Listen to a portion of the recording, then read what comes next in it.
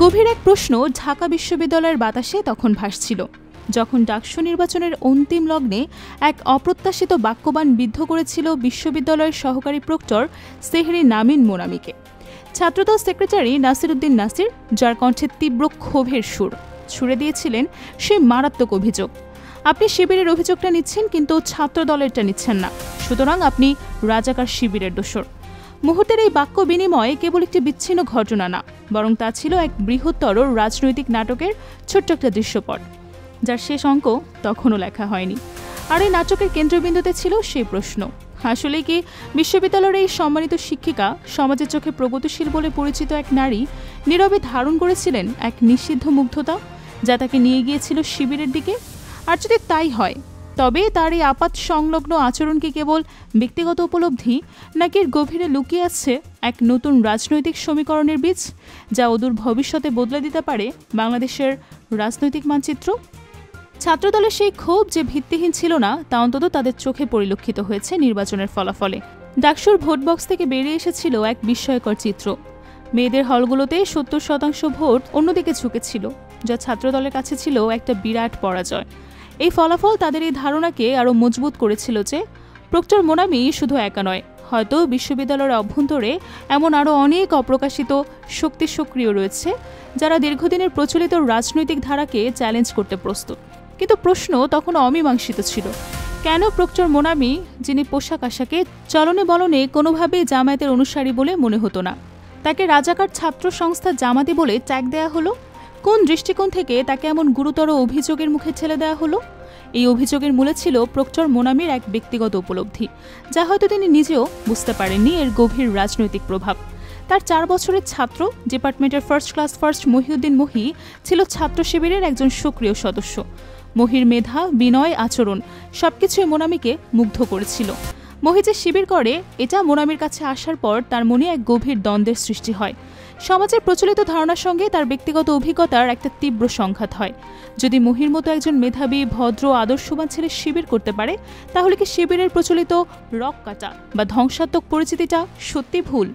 মনের গভীরে জমে থাকা দীর্ঘদিনের সংস্কার, প্রোপাগান্ডার মাধ্যমে তৈরি হওয়া ধারণাগুলো যেন মহির সান্নিধ্যে এসে কাচের মতো ভেঙে যায়। মহি যেন একাই তার নিরবিচ্ছিন্ন আচরণ দিয়ে প্রগতিশীল ধ্যান ধারণার আল্ট্রামডার্ন এক নারীর মনে শিবিরের প্রতি সমস্ত চিন্তাভাবনা পরিবর্তন করে ফেলেছে। এ ছিল এক নীরব বিপ্লব, যা কোনো স্লোগান বা মিছিলের মাধ্যমে নয়, বরং ব্যক্তির আচরণ ও গুণাবলীর মধ্য দিয়ে ধীরে ধীরে দানা বাঁধছিল। আওয়ামী লীগ দীর্ঘ 16 বছর ধরে এক সুপরিকল্পিত বয়ান তৈরি করে রেখেছিল, শিবির মানেই সন্ত্রাসী, দেশবিরোধী, রক্কাটা সংগঠন। শত শত কোটি টাকা ব্যয়ে তৈরি এই ন্যারেটিভ যেন মহির মতো একজন ছাত্রের অমায়িক আচরণে মুহূর্তেই ধূলিসাৎ হলো। প্রক্টর মোনামির মতো আরও হাজারো নারী নীরবেই নতুন উপলব্ধির সাক্ষী ছিলেন। তারা কেবল প্রক্টর মোনামি নন, আরও অনেকেই শিবিরের কর্মকাণ্ডের প্রতি এক নতুন দৃষ্টিতে তাকাতে শুরু করেছিলেন। এই পরিবর্তিত দৃষ্টিভঙ্গি কেবল বিশ্ববিদ্যালয়ের করিডোরেই সীমাবদ্ধ থাকেনি, বরং ছড়িয়ে পড়েছিল সমাজের অন্যান্য স্তরেও। ডেইলি স্টারের সাংবাদিক জিনা তাসরিনের ঘটনাটাও একই সূত্রে গাথা। চলনে বলনে, মন ও মননে যাকে সম্পূর্ণ পশ্চিমা ধ্যান ধারণার অনুসারী বলে মনে হতো, তিনি দক্ষিণপন্থী এবং ইসলামপন্থীদের প্রতি এক গভীর আকর্ষণ ফিল করেন। ৭১ টিভি, যা কিনা প্রগতিশীলতার প্রতীক, সেই চ্যানেলের একজন সাংবাদিক হওয়া সত্ত্বেও তার ব্যক্তিগত দৃষ্টিভঙ্গি এসেছিল এক অবিশ্বাস্য পরিবর্তন।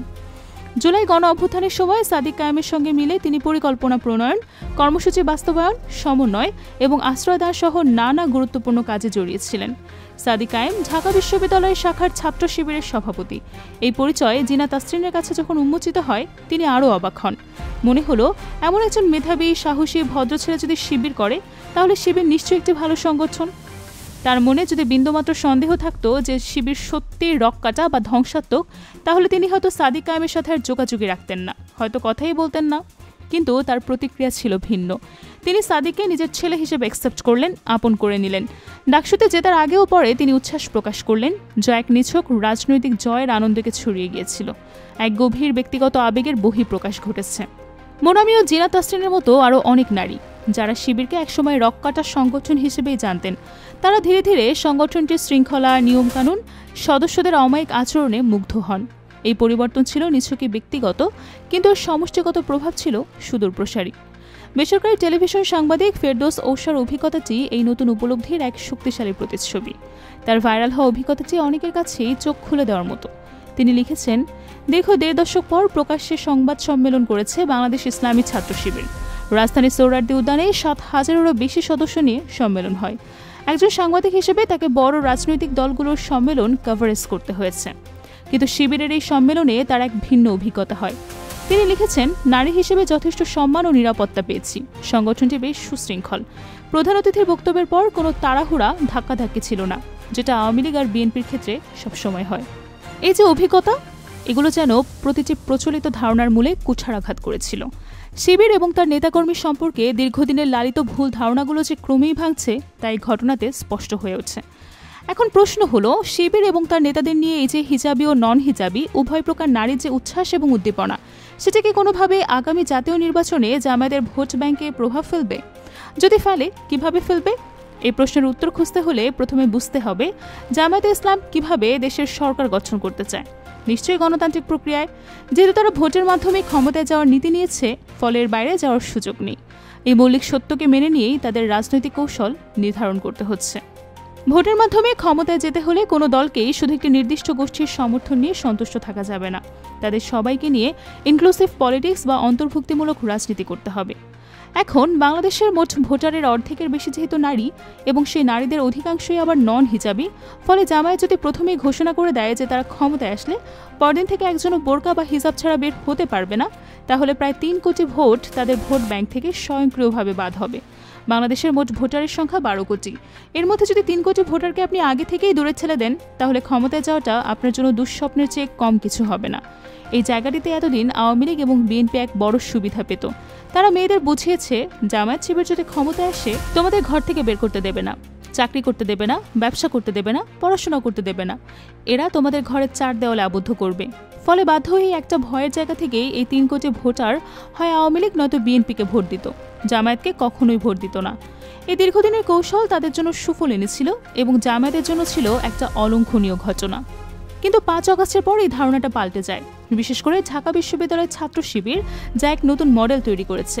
ডাকসু প্যানেলে ফাতেমা তাসলিম ঝুমাকে নিয়ে তারা প্রমাণ করেছে যে ভবিষ্যতে নারীদের জন্য তারা একটি নিরাপদ বাংলাদেশ করতে চায়। ডাকসু নির্বাচনের পর এক বিস্ময়কর ঘটনা আসে। ঝুমা, যিনি একসময় নন হিজাবি ছিলেন, এখন বোরকা পরেন, তিনি হিজাব পরেন। প্রকাশ্য ঘোষণা দিয়ে ঝুমা বলেছেন এখন থেকে বোরকাই পরবেন। তাহলে বিষয়টা কি দাঁড়ালো? একজন নন হিজাবি মেয়ে শিবিরের আচরণে মুগ্ধ হয়ে কিংবা অন্য যে কোনো ব্যক্তিগত কারণেই হিজাবি হয়ে গেলেন। তারা নারীদের বোঝাচ্ছে যে আওয়ামী লীগ বিএনপির বয়ান মিথ্যা। জামায়াত ক্ষমতায় আসলে জোর করে কারো উপর চাপিয়ে দেওয়া হবে না, বরং ধীরে ধীরে বুঝিয়ে সুপথে আনার চেষ্টা করা হবে। সবার জন্য একটা নিরাপদ বাংলাদেশ হবে। কারণ তারা দেখেছে শিবির প্যানেল জিতে আসার পর ঢাকা বিশ্ববিদ্যালয়ে বোরকা বাধ্যতামূলক হয়নি, সাংস্কৃতিক অনুষ্ঠান বন্ধ হয়নি। সবাই বলাবলি করত, বিশেষ করে বামপন্থীরা। বামেরা প্রায় বলতো শিবির ক্ষমতায় আসলে ঢাকা বিশ্ববিদ্যালয় হবে একটা আবদ্ধ জায়গা, নারীরা নিরাপদে চলতে পারবে না, গান বাজনা হবে না। শিবিরের ডাকসু মডেল তাই জামায়াতের নির্বাচনী প্রচারে একটা বড় হাতিয়ার হিসেবেই সামনে এসেছে। যদি এই প্রচারণীতে তারা তৃণমূল পর্যায়েও কার্যকরভাবে করে, তাহলে মোনামি, জিনা তাসরিন, ফেরদৌস ঔসাদের মতো আরও অন্তত 1 কোটি নন হিজাবি নারী আগামী নির্বাচনে জামায়াতকে ভোট দিয়ে তাদের ক্ষমতায় যাওয়ার পথ প্রশস্ত করবে। তবে এই জায়গার মধ্যে এইসব নিয়ে অপপ্রচার শুরু হয়েছে। জামায়াত শিবিরের উচিত নৈতিকতার জায়গায় নিজেদের সর্বোচ্চটা ঠিকঠাক রেখে সবার সাথে সবাইকে নিয়ে দেশ গড়ার বার্তাটা পৌঁছে দেওয়া। দর্শক, আপনার কি মনে হয় এই নীরব পরিবর্তন কি সত্যি বাংলাদেশের রাজনৈতিক ভূগোলে এক নতুন ধারা তৈরি করতে চলেছে, নাকি এটি কেবলই একটি ক্ষণিকের তরঙ্গ যা সময়ের স্রোতে মিলিয়ে যাবে? আপনার ভাবনা জানান কমেন্ট বক্সে। আর এই চ্যানেলে নতুন হয়ে থাকলে অবশ্যই সাবস্ক্রাইব করে বেল আইকনটি বাজিয়ে রাখুন, যাতে এমন আরও গভীর রাজনৈতিক বিশ্লেষণ আপনার কাছে সবার আগে পৌঁছায়। ধন্যবাদ।